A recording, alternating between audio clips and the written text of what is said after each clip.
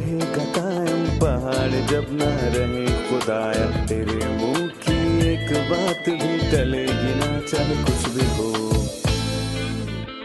عزیز ناظرین، میں Ayad Zarif آپ تمام دیکھنے والوں کو ہمارے روز کے بائبلی مطالعاتی پروگرام کی نئی قسط میں خوش آمدید کرتا ہوں۔ ابھی ہم زبور کی کتاب کا مطالعہ کر رہے ہیں، جو کہ عہد قدیم کی دوسری شاعرانہ کتاب ہے، اور آج ہم زبور 81، 82 اور 83 کا مطالعہ کریں گے۔ لہٰذا اپنی بائبل مقدس کھولیے اور آج کے مطالعے میں ہمارے ساتھ شامل ہو جائیں، اور اگر آپ کا کوئی سوال ہو تو ہمیں ضرور بھیجیے، ہم کوشش کریں گے کہ اس کا جواب آپ کو ضرور دیں۔ پروگرام کے باقاعدہ آغاز سے پہلے میں اسٹوڈیو میں موجود خدا کے خادم بھائی یوسف کا خیر مقدم کروں گا۔ خوش آمدید بھائی۔ شکریہ بھائی۔ اور اسٹوڈیو میں آئے ہمارے دیگر مہمانوں کو بھی خوش آمدید۔ بھائی یوسف، سب سے پہلے میں زبور 81 کی چند آیات پڑھوں گا، اس کے بعد آپ سے سوال پوچھوں گا۔ جی۔ زبور کی کتاب سے میر مغنی کے لیے گنیت کے سر پر آصف کا مزمور۔ خدا کے حضور جو ہماری قوت ہے، بلند آواز سے گاؤ، یعقوب کے خدا کے حضور خوشی کا نعرہ مارو، نغمہ چھیڑو اور دف لاؤ اور دل نواز ستار اور بربت، نئے چاند اور پورے چاند کے وقت ہماری عید کے دن نرسنگا پھونکو، کیونکہ یہ اسرائیل کے لیے آئین اور یعقوب کے خدا کا حکم ہے۔ اس کو اس نے یوسف میں شہادت ٹھہرایا جب وہ ملک مصر کے خلاف نکلا۔ میں نے اس کا کلام سنا جس کو میں جانتا نہ تھا، میں نے اس کے کندھے پر سے بوجھ اتار دیا، اس کے ہاتھ ٹوکری ڈھونے سے چھوٹ گئے۔ تو نے مصیبت میں پکارا اور میں نے تجھے چھڑایا، میں نے رات کے پردہ میں سے تجھے جواب دیا، میں نے تجھے مریبا کے چشمہ پر آزمایا۔ سیلا۔ بھائی یوسف، سب سے پہلے میں زبور 81 کا عنوان جاننا چاہوں گا۔ میں اس کو واپسی کا گیت کہتا ہوں، اور میں کہوں گا کہ ہم اس کو دو حصوں میں تقسیم کر سکتے ہیں۔ پہلا 1 سے 7، یہ ایک پکار ہے۔ دوسرا حصہ میں کہوں گا کہ ایک نوحہ ہے کہ عید پر گیت گانا کہ خدا نے ان کے ساتھ کیا کیا کیا، اور خدا کی نافرمانی کرنے پر ان پر آخر کیا کیا گزرا، اور یہ زبور اسی کے بارے میں ہے۔ ایک پکار، ایک نوحہ۔ جی۔ اس کا اس عنوان سے کیا تعلق ہے گیت کے سر پر؟ در حقیقت گتیت موسیقی میں تاردار ساز ہے، اور لگتا ہے کہ یہ جات سے لیا تھا، اور داؤد اپنے مشکل حالات میں جات کو گیا۔ جب وہ ساؤل سے بھاگا تو وہ جات میں گیا، اور میں کہوں گا کہ پھر کہا جاتا ہے کہ اس نے اس ساز کو وہاں پر دیکھا اور ہیکل میں عبادت کرنے کے لیے استعمال کیا، اور اس سے ظاہر ہوتا ہے کہ خدا اکثر ہمیں مشکل حالات سے گزارتا ہے، پر اس کا نتیجہ خدا کے لوگوں کے لیے خوشی اور گیت گانا ہوتا ہے۔ جات سے مراد انگور کا حوض ہے، یہ اسی خیال کی عکاسی کرتا ہے، اور ایماندار مشکل سے اس لیے گزرتا ہے تاکہ بعد میں وہ گیت گا سکے۔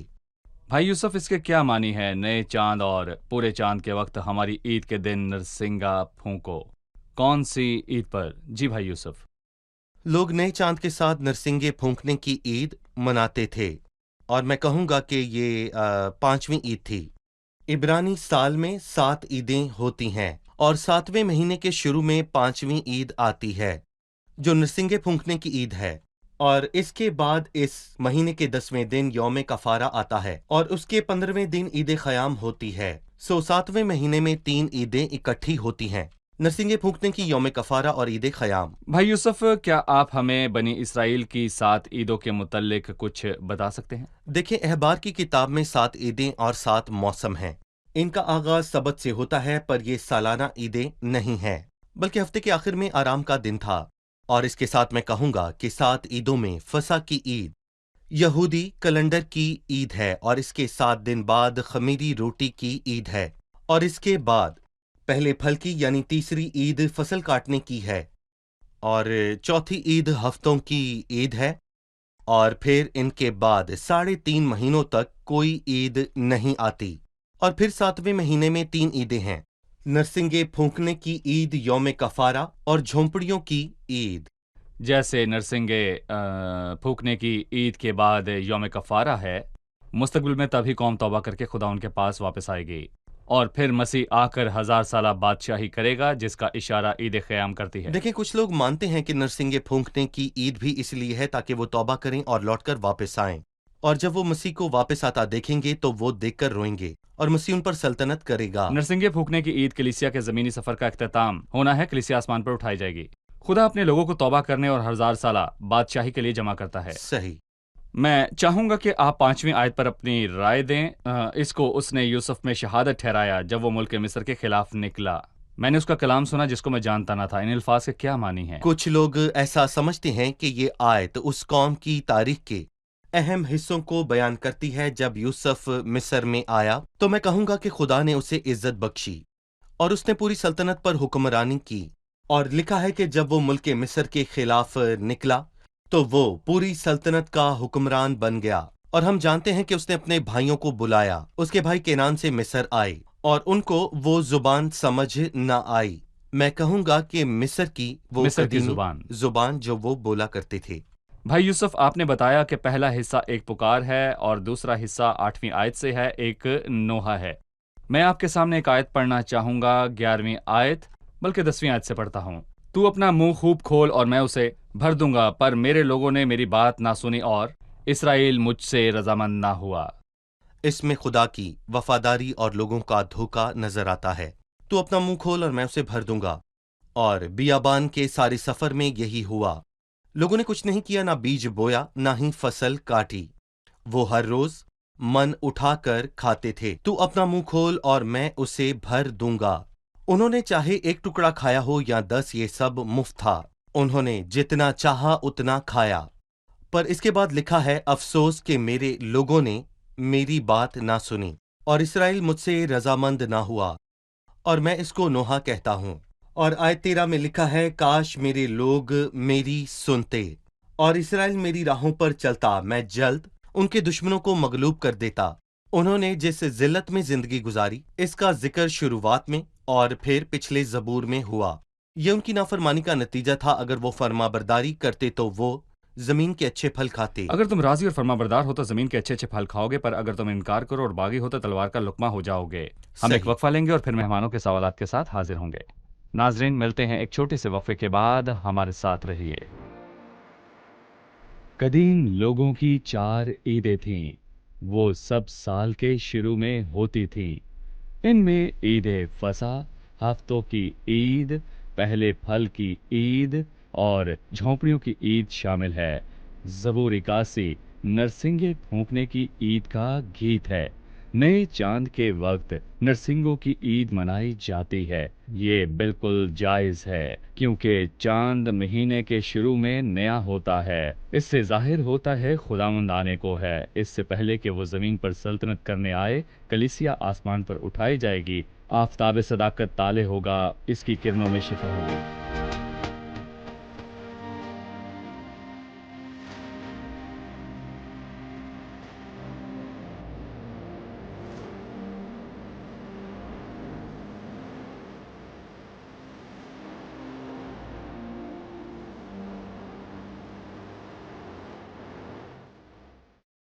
خوش آمدید۔ آئیے چلتے ہیں مہمانوں کی جانب اور جانتے ہیں ان کا سوال۔ جی، زبور 82 کی پہلی آیت ہے، خدا کی جماعت میں خدا موجود ہے، وہ الہوں کے درمیان عدالت کرتا ہے۔ اس سے کیا مراد ہے؟ جی بھائی، ان الفاظ کا کیا مطلب ہے؟ خدا کی جماعت میں خدا موجود ہے۔ عبرانی میں خدا کو ایلوہیم کہتے ہیں۔ یہ بادشاہ کے لیے نام ہے۔ یہ جمع کا صیغہ ہے کیونکہ یہ تثلیث ہے۔ خدا کی جماعت میں، وہ خدا کی جماعت میں موجود ہے۔ خدا کے لیے اسی آیت کے اگلے جملے میں الہوں کا لفظ استعمال ہوا۔ خدا کی جماعت میں خدا موجود ہے، وہ الہوں کے درمیان عدالت کرتا ہے۔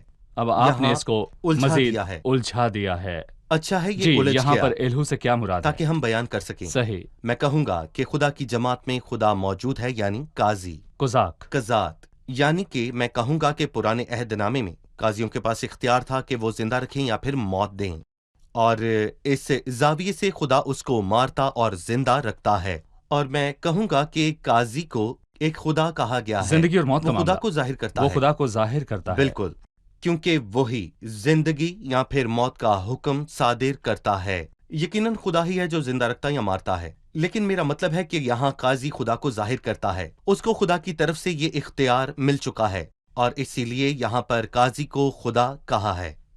اس لیے یہاں پر الہو سے مراد قاضی ہے۔ جی، بھائی یوسف، خدا الہو کے درمیان کھڑا ہوتا ہے، کس لیے؟ دراصل قاضی سوچتے ہیں کہ ان کی بات حرف آخر ہے اور یہاں وہ دنیا میں ہوتے ہوئے اہم ہیں، لیکن بھائی ایاد میں کہوں گا کہ وہ ہرگز یہ نہ بھولیں کہ انہیں بھی خدا کو حساب دینا ہے۔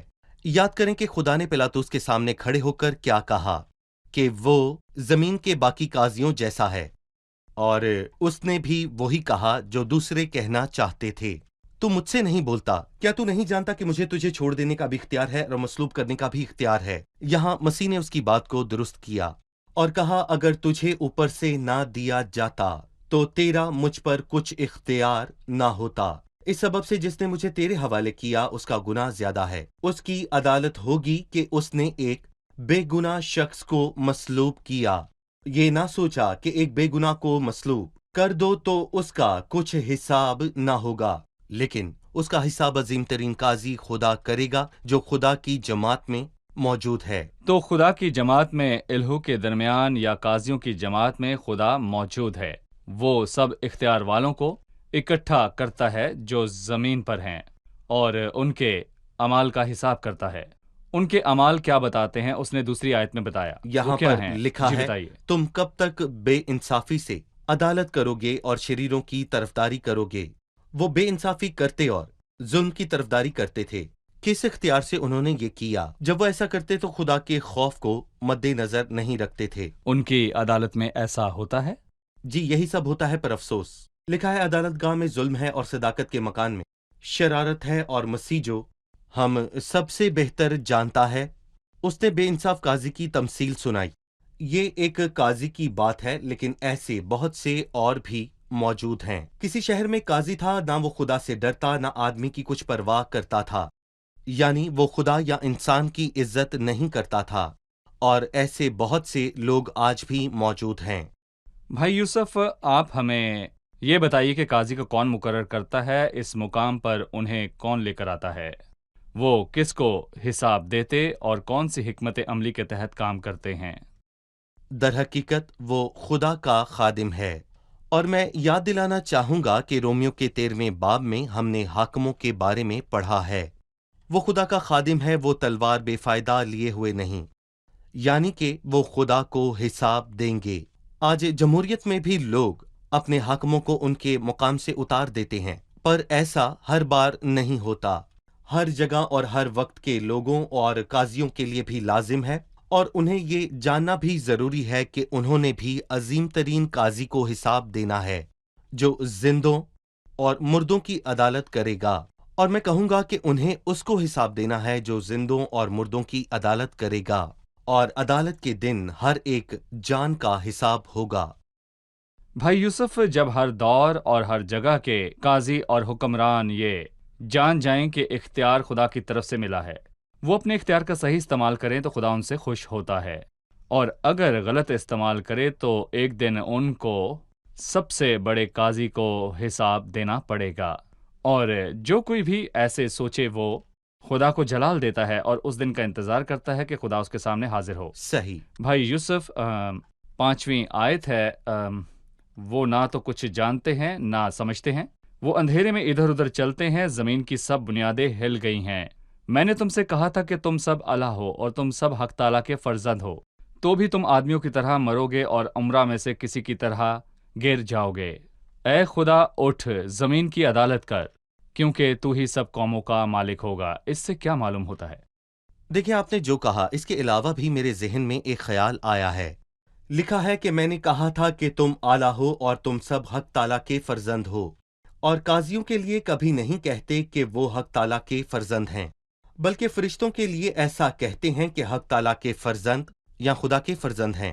سو میں کہوں گا کہ ان حاکموں اور ان قاضیوں کے پیچھے دراصل آسمان سے گرے ہوئے فرشتوں کی ایک فوج ہے، ایک ایسی فوج جو کہ ان کے فیصلوں پر اصل میں اثر انداز ہوتی ہے۔ شرارت کی روحانی فوجیں۔ بالکل، ان کو دنیا کی تاریکی کے حاکم اور شرارت کی روحانی فوجیں کہتے ہیں۔ پس ابلیس نے دراصل اپنی سلطنت میں درجہ بندی کی ہے، اور میں کہوں گا کہ ہر سردار اور بڑے صدر کے پیچھے جن کے فیصلوں سے در حقیقت دنیا متاثر ہوتی ہے، ابلیس نے اپنی طاقت اور دنیا کی تاریکی کے حاکموں کو لگایا ہوا ہے۔ یہ افسوسناک بات ہے، لیکن خدا نہ صرف ان قاضیوں کی بلکہ روحانی تمام فوجوں کی عدالت کرے گا جو ان کے پیچھے ہیں۔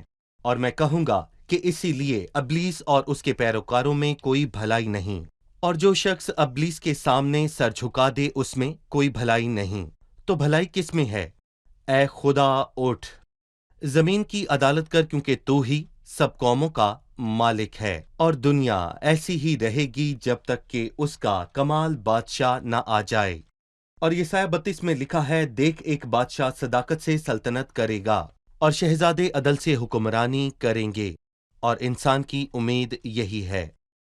سو یہ واضح ہوا کہ خدا کی جماعت میں خدا نے ان کے سب کاموں کا حساب کیا، ان کی بدعنوانی ظاہر ہوئی، آخر میں وہ ان سب کو الگ کرے گا، تب چیزیں ان قاضیوں کے اختیار میں نہ ہوں گی، بلکہ خداوند خود راستی سے عدالت کرے گا۔ اس کے بعد 8ویں آیت میں لکھا ہے، اے خدا اٹھ، سب قاضیوں کو بھول جا، تو ہی صادق ہے، زمین کی عدالت کر، کیونکہ تو ہی سب قوموں کا مالک ہوگا۔ بھائی مستقبل میں ایسا ہوگا؟ جی، عبرانیوں 2 میں لکھا ہے کہ اس نے اس آنے والے جہان کو جس کا تذکرہ ہم کرتے ہیں فرشتوں کے تابع نہیں کیا، اور پھر لکھا ہے کہ ابن آدم آ کر سلطنت کرے گا اور اس وقت کے ایماندار اس کا ساتھ دیں گے، اور یہی سچ ہے۔ ہم ایک وقفے کے بعد مطالعے کو جاری رکھیں گے۔ عزیز ناظرین، ملتے ہیں ایک چھوٹے سے وقفے کے بعد، ہمارے ساتھ رہیے۔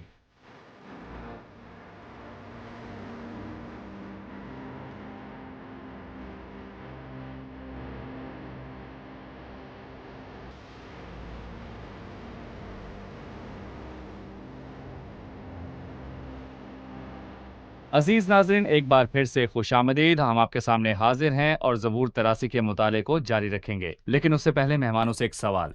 دوسری آیت ہے، کیونکہ دیکھ تیرے دشمن ادھم مچاتے ہیں اور تجھ سے عداوت رکھنے والوں نے سر اٹھایا ہے، کیونکہ وہ تیرے لوگوں کے خلاف مکاری سے منصوبے باندھتے ہیں اور ان کے خلاف جو تیری پناہ میں ہیں مشورہ کرتے ہیں۔ یہ اہم سوال ہے، اس نے دشمنوں کی بات کی۔ اچھا ہے کہ اس جواب کے ساتھ ساتھ آپ ہمیں زبور 83 کے موضوع کے متعلق بھی بتائیں۔ جی، زبور 83 ایک نبوتی زبور ہے۔ اس میں شمال کے بادشاہ کے اتحاد کی بات ہوئی جو مستقبل میں اسوری ہوگا۔ نبوتی زبور کے کیا معنی ہیں؟ نبوتی زبور جو کہ مستقبل کے بارے میں ہو۔ ہمیں تاریخ میں ایسی بات یا اس کے متعلق بات نہیں ملتی۔ یہ اتحاد ماضی میں یا تاریخ میں قائم نہیں ہوا، اور جیسا کہ بائبل میں یہ بیان ہے کہ نبوتی کلام میں آگے ہونے والی باتوں کا بیان ملتا ہے جو ابتدا ہی سے انجام کی خبر دیتا ہو، اور ایام قدیم سے وہ باتیں جو اب تک واقع میں نہیں آئیں بتاتا ہو۔ اور میں یہ بتانا چاہوں گا یہ ایک نبوتی زبور ہے، مستقبل اور کے اس میں متعلق ہے۔ مستقبل میں ہونے والی باتوں کا ذکر ملتا ہے، صحیح۔ کیونکہ یہ ماضی میں نہیں ہوئیں، کیونکہ ماضی میں ہونے والی چیزوں کا مستقبل میں حوالہ مل جاتا ہے، اور یہ تاریخی اعتبار سے ہے۔ اور یہاں پر میں یہ بھی کہوں گا کہ یہ تاریخی اعتبار سے نہیں، یہ مجمع نہیں ہوا، انہوں نے خدا کے لوگوں کے خلاف سازش کی۔ صحیح۔ اور میں یہاں پر کہوں گا کہ یقیناً وہ خدا کے دشمن ہیں۔ کوئی خدا تک نہیں پہنچ سکتا۔ کسی نے خدا کو دیکھا ہے؟ خدا تک نہیں، بلکہ اس کے لوگوں تک پہنچتے ہیں۔ اور میں کہوں گا کہ وہ خدا کے لوگوں سے نفرت کرتے ہیں۔ وہ خدا کے دشمن ہیں، پر خدا تک نہیں پہنچ سکتے، پر ان کو ستاتے جو اس کا نام لیتے اور اس کو تھامے ہوئے ہیں، اور وہ لوگ ان لوگوں پر اپنا غصہ نکال دیتے ہیں۔ صحیح، یہ مستقبل میں ہونے والے واقعات کی بات ہے۔ کلیسیا کے آسمان پر اٹھائے جانے کے بعد بڑی مصیبت کے دور میں خداوند کے لوگوں بنی اسرائیل کے خلاف دشمن اکٹھا ہوں گے۔ کون سی قومیں اکٹھا ہوں گی؟ یہ کس کی رہنمائی میں ہوگا، یہ بتائیے۔ جی ہاں، جب آپ 6 آیت پڑھتے ہیں، لکھا ہے ادوم کے اہل خیمہ، اور پھر اسماعیلی، اور پھر مواب اور ہاجرہ، جبل اور امون اور امالیک، اور پھر فلسطین اور سور کے باشندے۔ اسور بھی ان سے ملا ہوا ہے، انہوں نے بنی لوط کی کمک کی ہے۔ اور میں کہوں گا یہ 10 سے زیادہ سلطنتیں ہیں، اور یقیناً اس وقت یہی قومیں موجود تھیں۔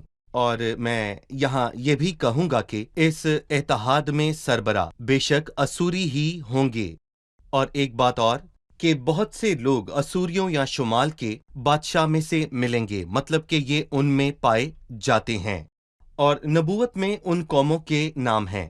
عین ممکن ہے کہ اسوری یعنی کہ شمال کا بادشاہ عراق اور شام اور ایران کے اتحاد سے ہو، اور یہ تمام مل کر شمال کا بادشاہ مقرر کریں گے، جو کہ میں کہوں گا کہ اسرائیل کا دشمن ہوگا۔ اور میں کہوں گا کہ ہمیں موجودہ دور میں ان قوموں اور لوگوں کے درمیان بڑھتی دشمنی کا اندازہ اس سے ہوتا ہے۔ شمال کا بادشاہ یا جنوب کا بادشاہ، اس کا تعلق اسرائیل سے ہے کہ وہ اسرائیل کے شمال سے ہے یا جنوب سے۔ بھائی یوسف، بائبل مقدس میں اس کا کیا نام ہے؟ آخری زمانے کی جنگوں میں مسیح کی زمین پر سلطنت کرنے سے پہلے ان کو کیا کہیں گے؟ آخری زمانے کی جنگوں میں ہر مجدون کی جنگ اور یہوشفت کی وادی کی جنگ ہے، اور ان جنگوں کا ذکر زبور 83 میں ملتا ہے۔ دیکھیں، کلیسیا کے آسمان پر اٹھائے جانے کے بعد دنیا میں ہر کوئی ایک دوسرے کے خلاف اٹھے گا، کیونکہ قوموں پر قومیں اور سلطنتوں پر سلطنتیں چڑھائی کریں گی، اور ساری دنیا ایک دوسرے کے خلاف لڑے گی، اور اگر وہ دن گھٹائے نہ جاتے تو کوئی بشر نہ بچتا۔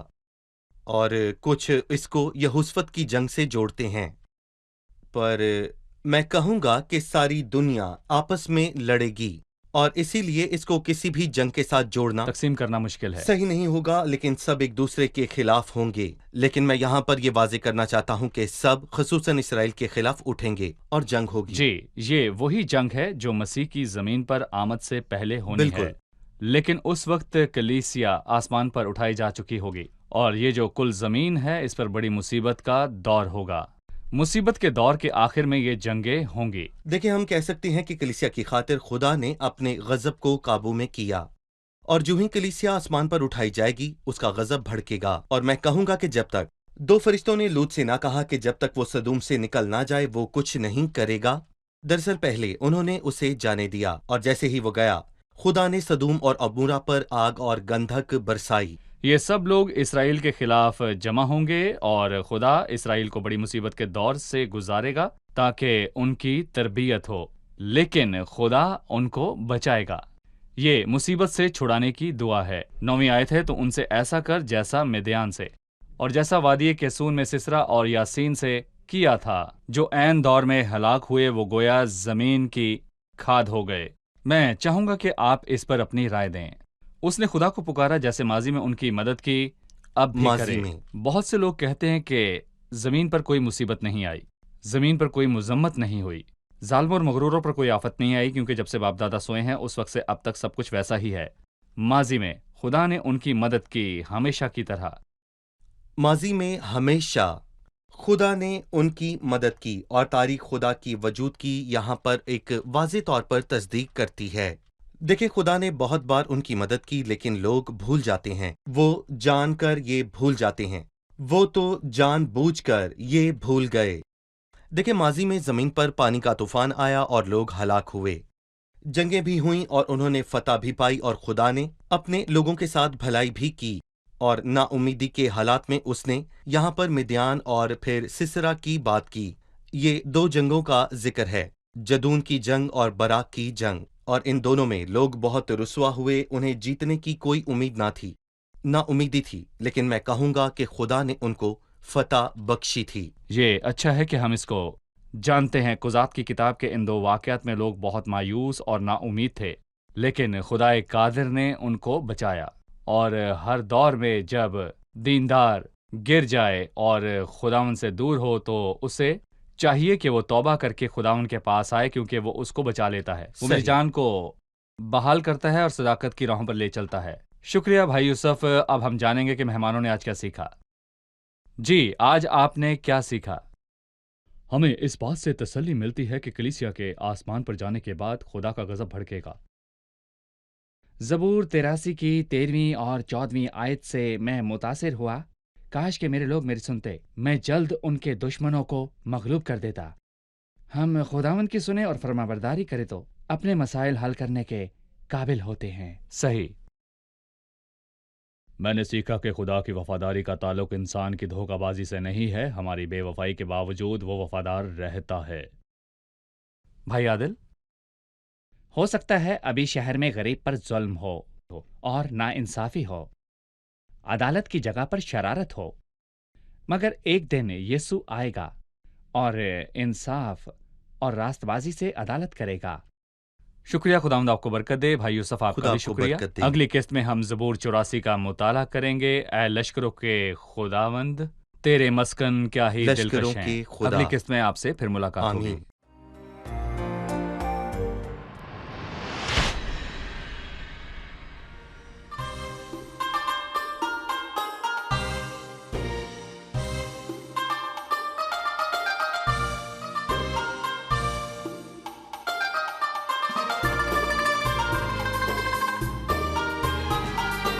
ردد لي وعودك وكفاية، يا كفايتي دايما وحماية، ما انت كفيل انك تجريها، ايماني تثبت يا رجايا. ردد لي وعودك وكفاية، يا كفايتي دايما وحماية، ما انت كفيل انك تجريها، ايماني تثبت يا رجايا. انا صابر مش هطرح ثقتي، مستنيك ورجايا اكيد، بايمان وانا راح تتحقق في حياتي كل المواعيد. انا صابر مش هطرح ثقتي، مستنيك ورجايا اكيد، بايمان وانا راح تتحقق في حياتي كل المواعيد.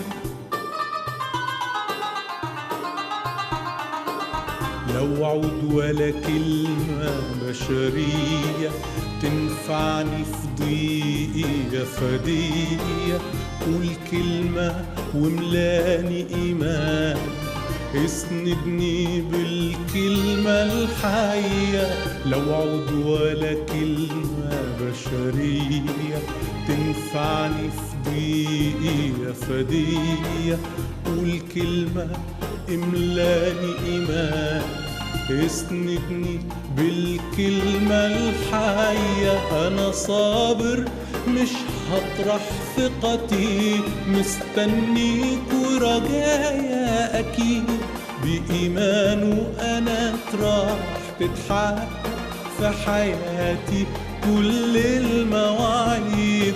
أنا صابر مش هطرح ثقتي، مستنيك ورجايا أكيد، بإيمان وأنا راح تتحقق في حياتي كل